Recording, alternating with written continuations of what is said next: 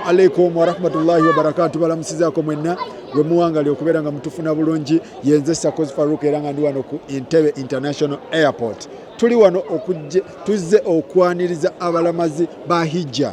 My dear, we boogera ku hijja birala muko okitegeera naye nga tuli wano vibe y'amaanyi nnyo buli kimu kiri okay. Abahaji ne bahajjati we bali ensonga ziri Air best. Ajat assalamu alaikum. Wa alaikum salam. Ogamba otya? Jendi. Oli bulungi? Tulinda basakifa. Amanya Hajati Mariam Namuyige. Hajati Mariam Namuyige. All right. Kyekikuleswa Najati? Nzize kulinda basakifa gundi haji yabwe esooka. Sakifa yeno hijabwe so. Yesoose hijja yesoose. Sakifa yakajja mu market. Sakifa yakajja. Muchikoze mutya. Tuchibye. Muchikoze mutya. Allah. Okimanyi waliwo ebitongole ebibaddewo naye nga tebibadde na tebigenze mu hijja. Tebigenze naye femne Allah yatusobozesa era tumwebaza alhamdulillahi rabbil alamin. Okay. Abalamazi bagambe batukasanga meka. Abalamazi batuse dda batonye bali mu kulinda migugu. Okay. Muwulira mutya nga abasakiva. Kati kino kimuli. Okay. Kimuli kiriza shaise kimwanyi. Yegeze kimwanyi yabatute. Yabatute. Okay. Achubye abalamazi basanyufu bonna. Okay. Tubalize. So abasakiva muwulira mutya nga mmwe. Bane tuwulire sanyu binga wa first haji. Yes. Allah n'atusobozesa ne bamalako bulungi emikolo gyonna ne bagikola. We are so grateful. Okay. Lwaki gwe tewagenze this time around? Nze nagenda last year. Wagenda last year? Yeah, naye ate nzirayo mu August. Ura. Sakifa ku ntiko. Kyekikuzaayo? Ekinzizaayo omanyi mu Qur'ani bagamba kasita oddingana ennyumba eyo obwavu oba obugobye. Emikisa gyonna giri wali mu kikko. Oyagala bugoba obwavu? Nabugoba dda naye era njagala nnyongere bugobera ddala bugende ate nga mpise mu Sakifa. Okay. Sakifa oba wakambaka ki abantu anatambulako ne Sakifa? Abatanatambula ne Sakifa basubwa sheise kimwanyi oli sheyi wa dduwa. Akuba edduwa ku Kaaba novayo byonna ng'ebizibu gy'obirese. Ajja ate nayogera nnyo. Mujje tugende tuli wano ne Hajji. Assalamu alaikum yahe. Wa alaikum salam. Oli otya? Kiri kitya? Alhamdulillah. Muli mutya? Tuli ludda wano. Tuli International Airport Uganda. Entebbe? Entebbe. Yaman. Tuzze okwaniriza era okulinda bannaffe Basakifa. Okay. Travel agents abakulemberwa Sheikh Mahamudu Sekimwanyi. Katumulindiridde tumanyi baatuuse dda yasi balinda migugu. Nsaba Allah atuwa obusobozi. Kiki ekiganyi lwaki togendayoko mu kikko? Tusabye Allah atuwa obusobozi. Nanga kufaanana. So, obusobozi nga mbulaba. Obusobozi obulabye. Obupimidde. Ajja tobulaba. Tobulaba obusobozi. Hajja tangambye. Umura tuli. Umura. Alhamdulillah. Assalamu alaikum. Wa alaikum salam wa rahmatullahi. Oli otya? Alhamdulillah. Bakuyitani? Hasima Mohamed Said. Hasima Mohamed. Nga sanso kulaba. Alhamdulillah sir. Okula wano ku airport? Ndi mu Bombo Barracks. Ndi mu Bombo Barracks gyenkolera Sebo. Mwe bafande. Esebo. Afande samale. Wa alaikum salam. Kityeyo mu Barracks. Tuli bulungi. Njagala kujjayo konda ebintu byammwe bitambula bityeyo. Ndi mu ddwaliro era eddwaliro lyaffe likola bulungi ku basiviliani n'abajaase. Bangamba mwajjanja baliri pazo bamuleetako eyo. Kituufu twamujanja bali twamuteeka modi yali special. Twamujanja mwamukanika baaba. Ennaku zino alina n'enkudi. Amina ya Rabbi. Mbiraba ebintu bye by'enkudi Sebo. Naye nga yajjanjabibwa bulungi. Bakama baffe mu ddwaliro bamukolako bulungi era agenda okuvayo ng'asiimye. Bombo hospital ejjanjaba basiviliani oba baamagye? Lina kuba lya maje naye ng'olw'enkolagana ennungi eriwo wakati wa gavumenti eno amaje n'abajaasi n'abantu ba bulijjo. Gavumenti yakkiriza abantu ba bulijjo bajjanjibwe mu ddwaliro lya maje era babajjanja obulwadde bwonna bwoze nabo bujjanjabibwa Sebo.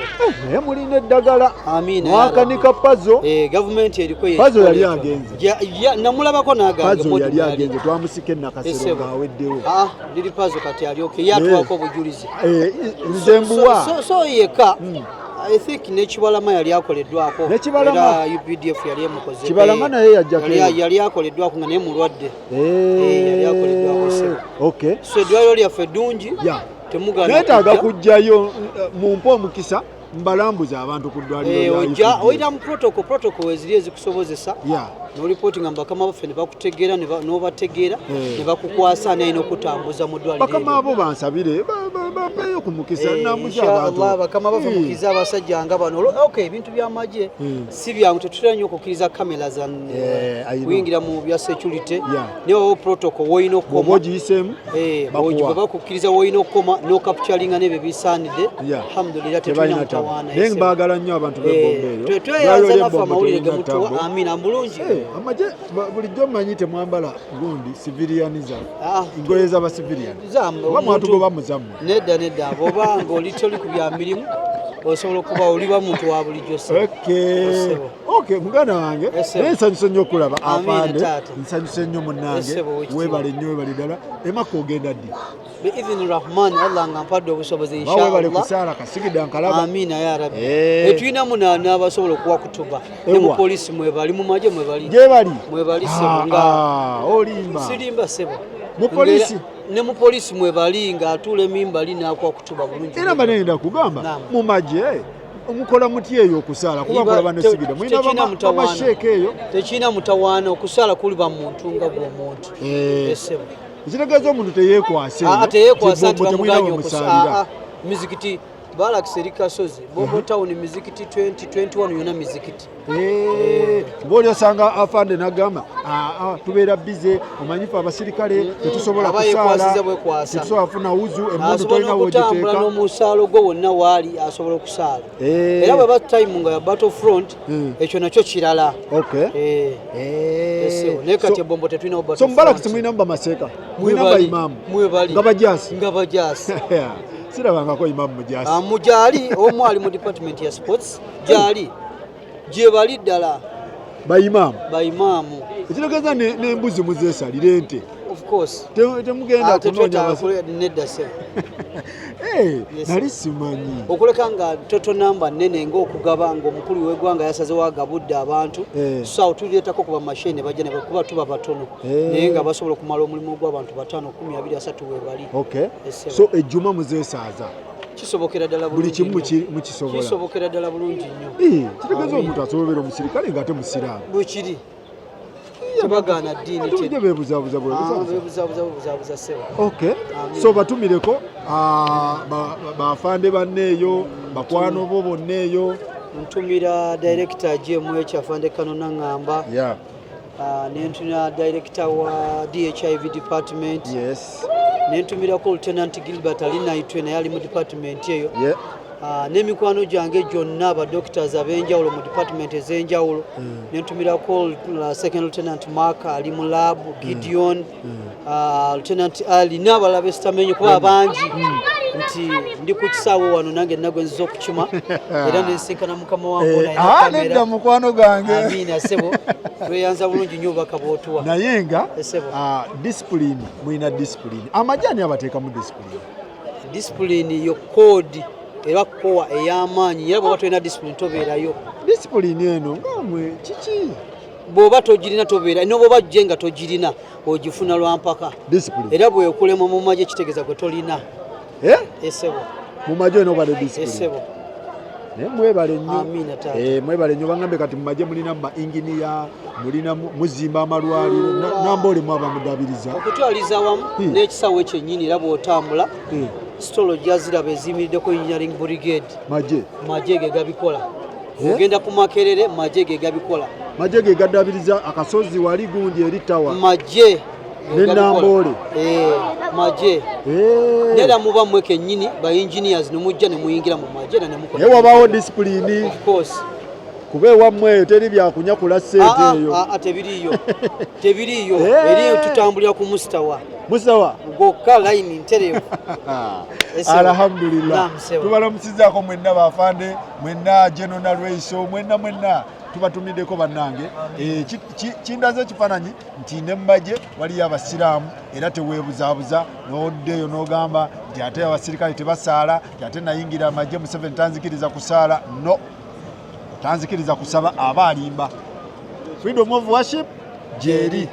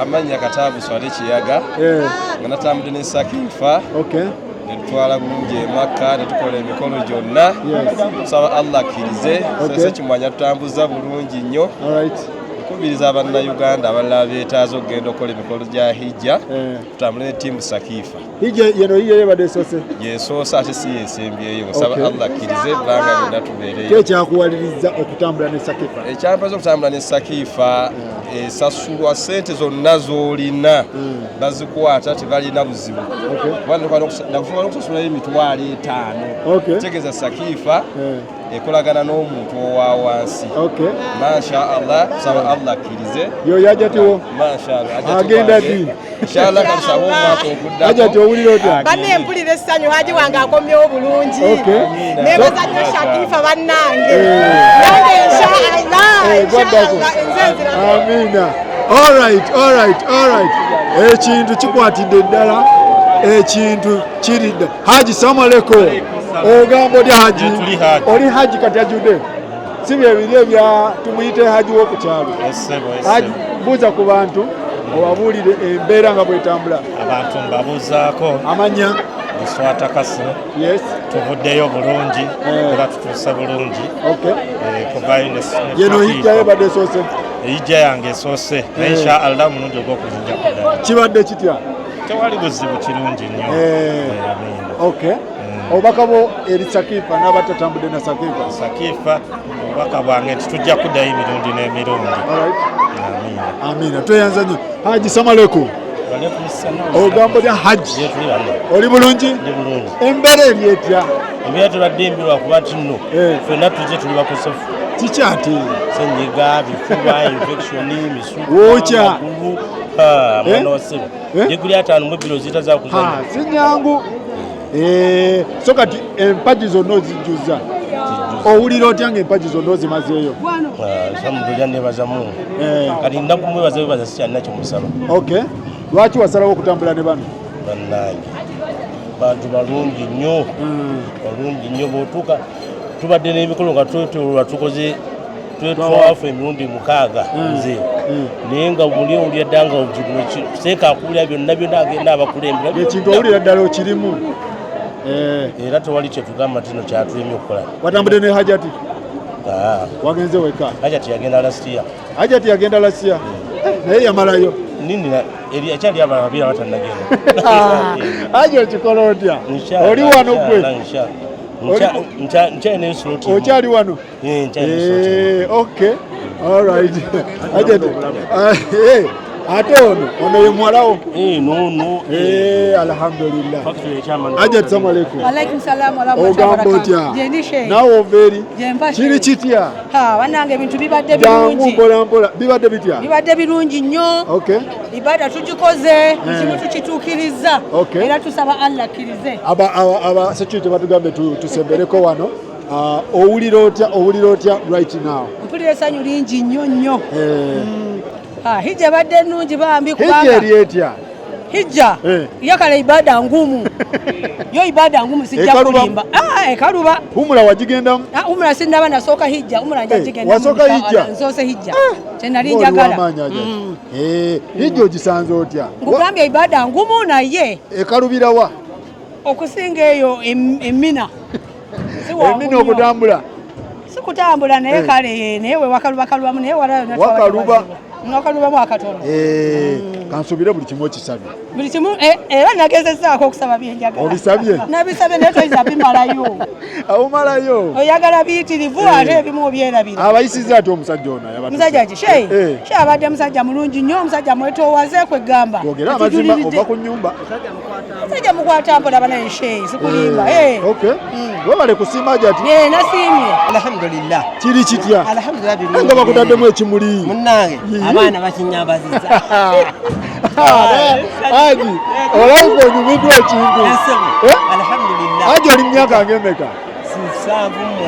7 yehija yesose.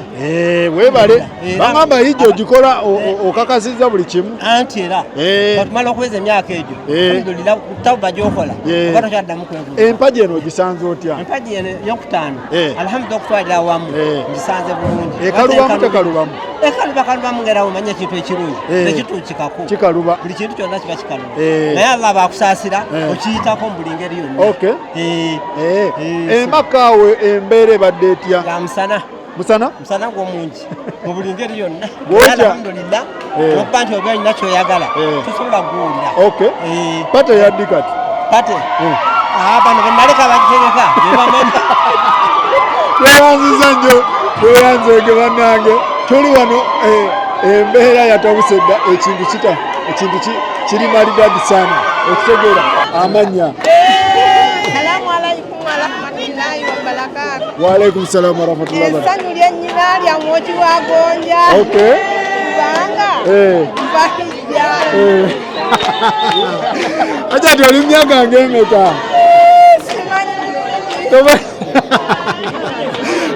Aja nti ng'olina essanyu lingi ennyo. Ija ebadde etya? Ebadde nnungi nnyo. Kyanjawulo ki ky'osinza okulabayo? Waliyo omusana mungi. Omusana mungi? Sakifa ekutambuza etya? Ekutambuza bulungi? Nsaba obuulire abali eyo abatannatambulako ne Sakifa babuulire. Sakifa mungi nnyo batusuuza kumpi n'ehulumi. Kale ekiro ogenda okola kiki? Ovaayo nga weebaka kyayi waali ekimu kyonna weekiri. Kansubira nyumiddwa. Alhamdulillah webale nnyo webale. Tugamba nti nkyatuddayo ngenda. Aja ti bye.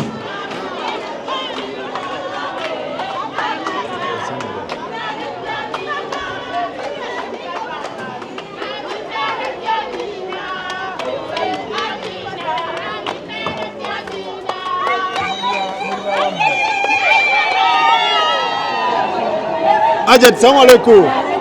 Ogamba otya Ajati? Kulikayo ng'okoye kiri kitya Ajati? Empaji ebadde etya? Ajati oli myaka ng'emeka? Kurukayo mwana we. Yeno hija yesoose? 75 ye hija yesoose. Ajati webale. Maka ebadde etya? Amina. All right. Seka. Salamu alaikum. Ogamba otya yayi? Alhamdulillah. Kita. Wandeka yayi. Wazo kigusa. Wandeka. Alhamdulillah. Alhamdulillah. Ogamba otya Seka? Kiri kitya? Abantu bonna bali happy. Alhamdulillah. Soka weyanjule. Amanya n'eddoboozi Sheikh Mahmoud Ssekimwanyi, CEO Sakifa Travel Agency Ijjandumura. Alhamdulillah. Embeera ebadde etya? Embeera ebadde nnungi, abalamazi twabatwala bulungi era tubakomezaawo bonna nga balamu ejja bagikoze alhamdulillah. Allah tumwebaza jalla jalaaluhu. Bangamba eno basemye okutwala abantu. Ijja Sakifa ejja ya Yesu ebadde so successful. In fact mu ngendo ze twakakola eza umra tola abantu bawomerwa umra teriyo olugendo badde successful kusinga lugendo lwa hijja. Allah tukijanjawaza Allah Mungu akituwadde tukikubye nnyo nga wokiwulire era omuntu atatambule na Sakifa tanenyanga mulayenenye yekka. Alhamdulillah. Empaji eno eyawukanirawa ne umra kuba ndaba wano gundi vibe y'amaanyi nnyo. Vibe y'amaanyi lwa nsonga eno empaji egy'omulundi gumu mu mwaka ekyokubiri eriko ekitiibwa eky'obwa haji ne hajati bonna boolabye abo abakomyewo bahaji oba bahajati kati si bya ontera okuwulira nga weyita haji eyo olwokuba nakutwala munamansani oyina sooka genda mu Arafa anti mwangamba ya Ramadani oba almost naye ate omuntu asule omuntu asula ewakaliga n'asula mu kibuga wakati banjawulo oli agasula kumpi n'ekibuga naye oli agati nsula mu kibuga olw'ensonga ya alhajju arafa hajja kitegeeza arafa abantu abo batudde mu lusenyi arafa so bajjudde kati bajjudde tebalina kigambo buli gwogenze naye akwalifayinga okumuyita haji si byakubeera na lubuto lunene nti haji si byakufumba mmere woma nti mpe akatogo kajati kutuula mu arafa omusenyi tomusana wagulabye wabadde mukambwe bangambye akasana kaba kakambwe lwaki bagiteekayo omusana mbeera ya budde Allah yenteekateekaye biseera ebisinga Saudi mu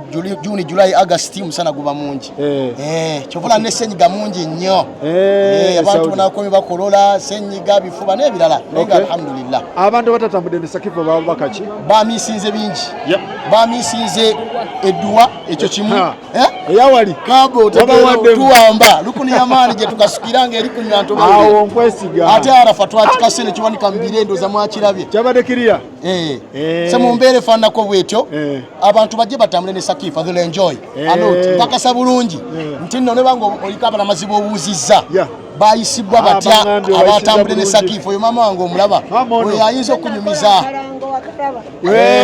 yakola akalango okuzamuzamu Ajati salamu alaikum ogamba otya Ajati oli myaka ng'emeka nze nasanvu oli mu nsanvu yeno hijjayo yene soso empaji ogisanze otya sirina bulungi nnyo kubanga wabadde abantu abasinga nga beetololera eyo waggulu nenze buli wonna bateekwa okukwatibwa ono atuusizaawo wonna ogikuteko nyato wonna ate sigumu wekanga twevuluga bwevuluzi ng'oba nti oba sokompe kudduwa gwe nga tonnagisaasaana sokompe dduwa nga tonnasaasaana muganda wange kaneetolereko wae sekase kasoke neetolereko munnaaye wanatuukireeyo gigabira abalala nga nze nafunyeko mpaayo ku dduwa nze aye wekitiibwa Allah nga bwenvudde ku kaabayo ey'ekitiibwa ennyumba yo eri mu nsi wano tubadde ku nyumba ya Allah ey'omu nsi wano nga we tuyimiridde wennyininyini bannabi Ibrahimu we batambulira nga naffe we tutambulira okiwulira kakati ne tutambula tugenda e Makka tugenda tulambula ya Nabbi Muhammad sallallahu alaihi wasallam tutambula we yalinnya ekigere ne bannabbi banne bonna abamusooka ne tukola ki ne tulinnyawo naffe tusaalirawo naye nga twebaza nnyo Sakifa kubanga Sakifa yatukolera ekyamagero abadde apangisa kati olaba haramu tugeze kati nga bwe tuvudde bapimidde emigugu nga ye haramu kati okutuuka wano nga we yapangisa wabadde abasuza wabadde atusuza bali mu yebasuza eri mu kyalo nedda ssebo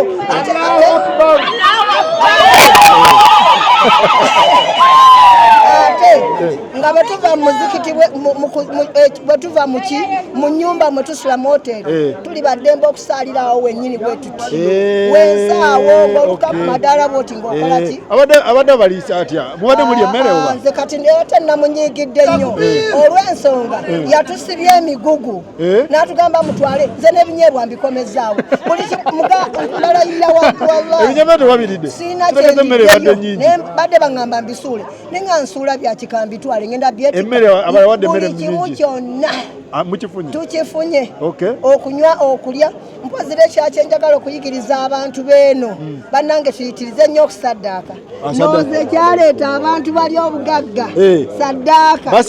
basaddaaka nnyo era y'okuwa ekintu afukamira wansi omuyamba okimuggyeko yamanyi kyagenda okufunamu okiwulidde kakati nobuzane bwenkomawo alhamdulillah amanya gange Namboze Kasifa n'omwami wange nagenda wagenze naye wakikoze otya mama wanifa Chicago ye mama wanifa Chicago anifa mukwano gwange kati yalwadde nnyo senyiga n'ekyenjagala okutangaaza abantu nti okufa kweri tekubadde kwa bakadde kuba waddewo we baleeta nga namuzibe nga wa myaka 10 nga bawalula muwalule ku wirubaalo naye yasobodde okukola ki naye abantu babadde bafa n'abavubuka n'abaki bonna abatanagenda muhijja oba ababaka ki abatanagenda ku Makka Makka fe tulina ofisi yaffe ya Sakifa esobola n'okubeera nti mutandika okutereka ssente mu Sakiifa kubanga kyetwewuunyiza ffe mu Sakiifa abantu be twagenze nabo abasinga baavudde Bungereza ne bajja ne beegatta ku Sakiifa webale nnyo kaakati ate gundi umula nze buli kendowooza nti bayawuza wakati mu ssente nti oba ogendera 25 ndowooza ogendera 10 na mmeka naye munnange ssente ntono nnyo nnyo mujje tubabuulirira kyama tetukyogerera na wano ekyawumula kyama ono walese mwogezi wa kampani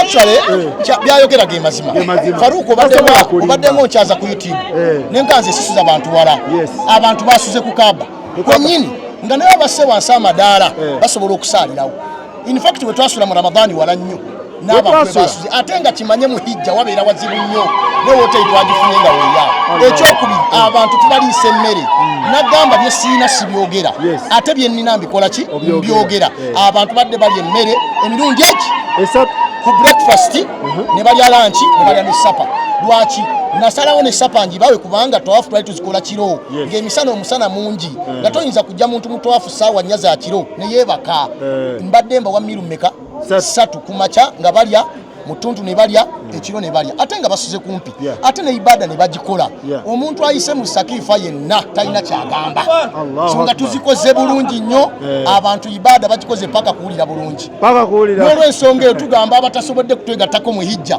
tulina umula ya Agasti masavu nga 15 ate nga gocha 15 tugenda anasigalira yanamanya aweeva njala okwebaza nga ngenda okusomera ku bantu baneddwa njagala okwebaza abantu bonna abasazeewo ne batwesiga okujja okutambula naffe Sakiifa kibiina kipya Faruku omuntu okwesiga akuwe maama we akuwe taata we akuwe mukyala we nga taliyo ekyo kigambo kikulu tubeebaza for the first time ebitagenze n'ebirala ebyagenze nga bagenze nga bo banyini bibiina naye nga tebatutte balamazi nabyo gyebiri so Allah okuba nti no first time hijja yaffe esoose n'atuwa abalamazi nga bw'obalabye alhamdulillahi rabbil alamin ekyo tuyinza okwebaza Allah subhanahu wa ta'ala n'olw'ensonga eyo twagala okwebaza abantu abatwesize mwebale nnyo mwebalire ddala tubasuubiza service ebbanga lyonna jangu otambula ne Sakiifa okole ibada ojja kusula kumpi ojja kuba bulungi bala kujjawo endowooza y'abantu abaga nti Makka wagenda mugagga omuntu ono alima ebinyeebwa wansi eggomba omuntu ono afuna akatono katono mu kalimuke